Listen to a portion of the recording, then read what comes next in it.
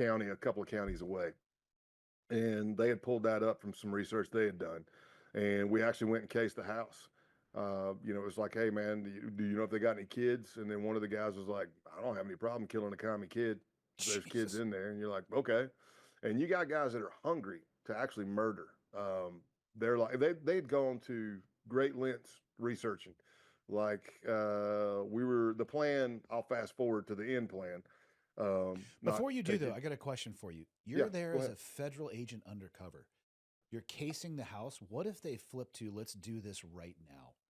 What are your roles and responsibilities as a fed? What are you expected to do? I got to shut it down. I mean, I can't let it happen. I mean, That's what I'm saying. so Like, that, do you, you're like, those are contingencies you have to be. And look, you think I'm trying to figure it out? Imagine the case team following me. yeah, Imagine the case team hearing this stuff, and they're going, holy shit!" They're getting ready, and yeah. they're getting ready and gearing up just in case we got to like come in and That was my hope for assumption, the but best. damn, that's a tight spot for you to be in, depending especially on the response time for the case team. I mean, you might actually have to stop it yourself, and who knows how many people you're with and how well armed they are. Damn, man, that could turn Western real fast. Yeah, it could be the old OK Corral. Okay, sorry, I didn't mean to interrupt you. No, no, those are great questions and good insight. It's like you have to think about all that, and that's just law enforcement in general. And a lot of people out there don't know it until they actually go through we call it the FATS machine, but you go through the virtual scenario where you got to make a decision like that. Yeah. And did you shoot or not shoot? And then we have the legal person behind you.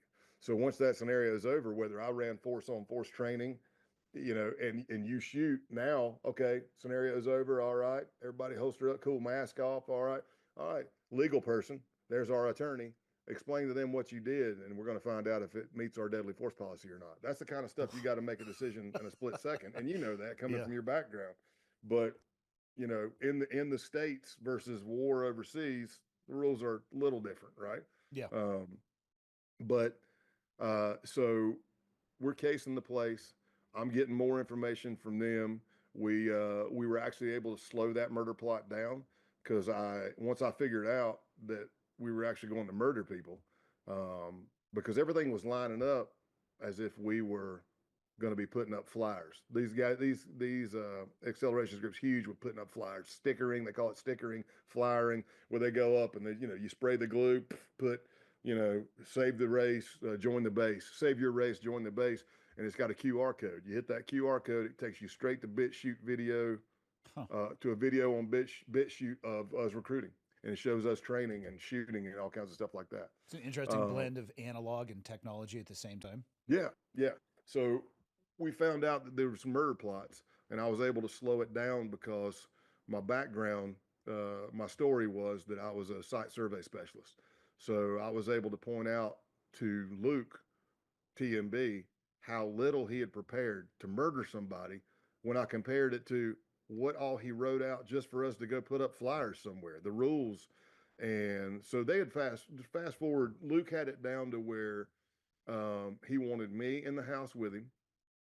We were all going to make entry to the house, but this is how it was going to work. We were going to go on a camping trip, and all of our phones and everything digital would stay at that campsite. We were going to go to a pay by the hour motel, pay with cash, take a shower, scrub any dead flake skin off. He even went to like putting Vaseline on your eyebrows and facial hair so nothing leaked. Full BDU outfit or whatever we're going to wear, gloves, taped like you're doing WMD, right? Yeah. Taped so nothing comes out. Taped at your boots, taped up here. He even went as far to say that he had read that it's common to lose control of your bowels or urinate yourself, I guess, the first time you kill somebody. So he was saying we could wear Depends. And Okay. I told him, I was like, I'm okay. I think I'll be all right. I had not heard that piece of data before. I did Me not know. neither. Yeah, I don't know know. anybody who has soiled themselves ever having to take lethal action. Perhaps the training that we did prepared us for that. But yes, Depends were never a part of our loadout. You go code black. You go from code gray to code black. I Yeah, just lost or control Code of my Brown, I bowels. guess it would be in this Yeah, code situation. brown. Yeah.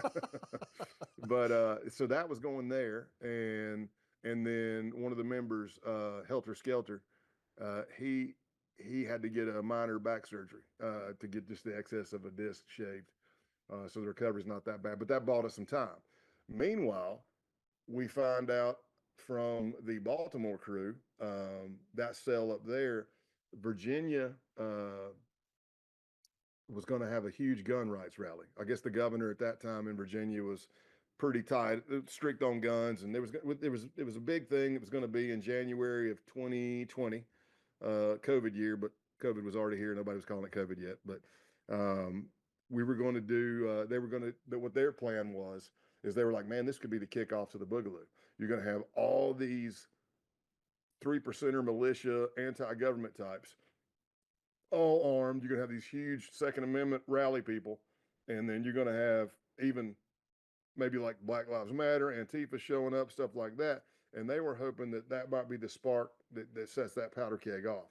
And their idea was is they would take shots from outside, Mm. and then their hope was is that basically everybody in the rally, cops versus everybody else, everybody starts shooting each other, and they come in and clean it up.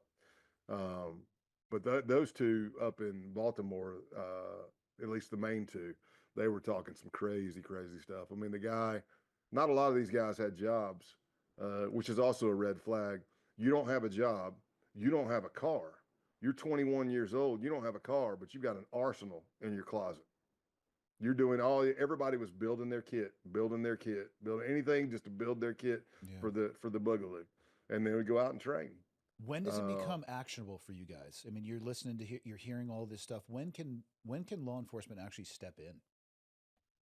Uh, you know, I know I've said this a ton of times in this podcast, but it is situational. And I will say this: you have to deal with the United States Attorney's Office. The FBI investigates the cases, makes the cases, Yep. but it's the U.S. Attorney's Office that has to prosecute it. So, me as an undercover, I'm going to talk to that Assistant United States Attorney. I want to know what they want. I can read in black and white what the statute says or the law says, but I need to know what they want. In other words, how far do you want? Well, I want them to actually go to the place and we take them down. Okay, that's fine. We need to figure all that out. So we had worked it all out. There was a couple of ends we needed to tie up to make the case airtight. Just some wants and wishes from the case team in the United States Attorney's Office, and I was able to get that for them. So it all ended like let's just say on a Friday. I flew to Baltimore. Uh, I met the case team.